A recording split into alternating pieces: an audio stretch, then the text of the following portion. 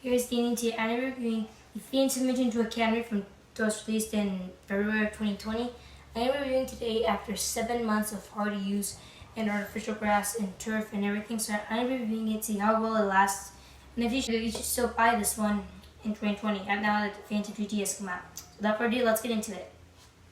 So I'm gonna go around the boot and I'm gonna go to the upper materials. I'm gonna go down to the sole plate. So it's gonna be a pretty good day.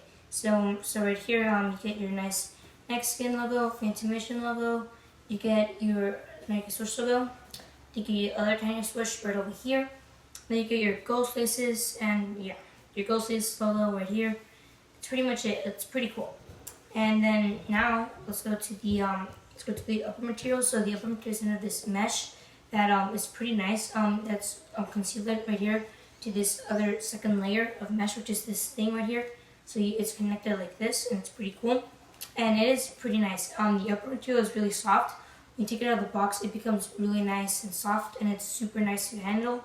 And it is pretty decent, and it looks pretty nice. And the design definitely looks pretty cool. But if you turn the boot like this, you'll definitely see it actually looks kind of more like the Mercurial Vapor Vapor 13 Pro. Well, it's kind of weird, but yeah. But the design looks pretty cool. It looks really nice and sleek. It looks kind of downwardy. Looks pretty nice, and overall, it's pretty cool. And the upper is super nice and soft. When you take it out of the box, feels pretty good. You get this pretty nice material. It's super nice. And the boot's pretty wide. So you can see it's definitely really pretty wide. But I don't mind because my foot is kind of slim, but it doesn't really matter. It still does a pretty good job. Everything it does pretty well, and it is really good and everything. And touching the ball feels really nice. And I can remove the layer, so underneath it feels pretty much better. More barefoot-like sensation, which is pretty good. And I think it feels really nice actually. It does feel pretty good. You can see it's pretty soft, and it took me only like 40 minutes to break it in. So it was pretty good actually.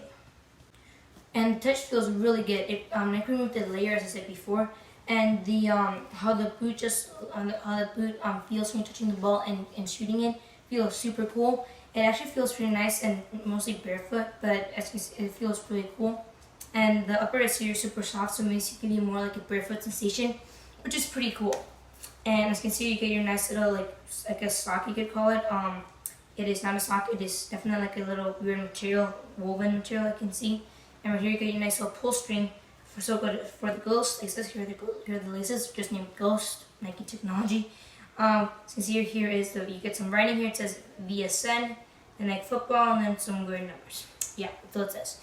And out for the sole plate, you get you get 8 artificial ground studs, 2, 4, 6, 8, and 6 firm ground studs, 2, 4, 6. So and then this is multi-ground stud. So you can see here it is pretty good. The traction is really good, especially on the forefoot. So I'm seeing the forefoot is about from right here to upward, and most of the traction comes from these 3 FG studs. So when you're running and you bend your foot, these studs right here, so you can see get most of the traction. And when you push off, these get most of the traction. And the snapback is pretty good. As you can see, it's pretty decent, I guess, for a control boot. But Nike didn't include any any padding, like Hyperscreen technology as they call it, which was kind of sad.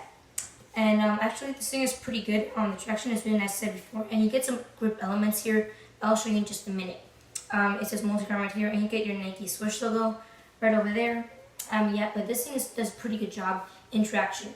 In turf, it is pretty good. I don't have any concerns of studs are not that big as in the Vapor 13 and Superfly 7, but the things are pretty good in turf. And in firm grass, they do decently good. They're, as I said before, they're not FG, so they're decently good. The traction could be just a little bit better. So hopefully Nike can do in their Mercurial Vapor 14 and Superfly 8. Like let's say it has 12 studs, it can be 6 firm ground, 6 FG, because I play on firm ground in the summer and AG in the winter. So I'm hoping I can do that. I don't know, it's pretty improbable. It's pretty cool. And as for the grip things right here, I'll just show you right now. As you guys can see, there are some grip elements running all around the boot right here. As you can see, you get your nice little Nike logo right there, and there's some elements going all around the boot. Here, as you can see, most of them are right there. These are the bigger ones. and they're going all around, seriously, like all around the boot. You get all of them going right about there, which is actually a pretty nice thing. And it's like improves, I guess, gripness for the ball when you're like doing slow rolls.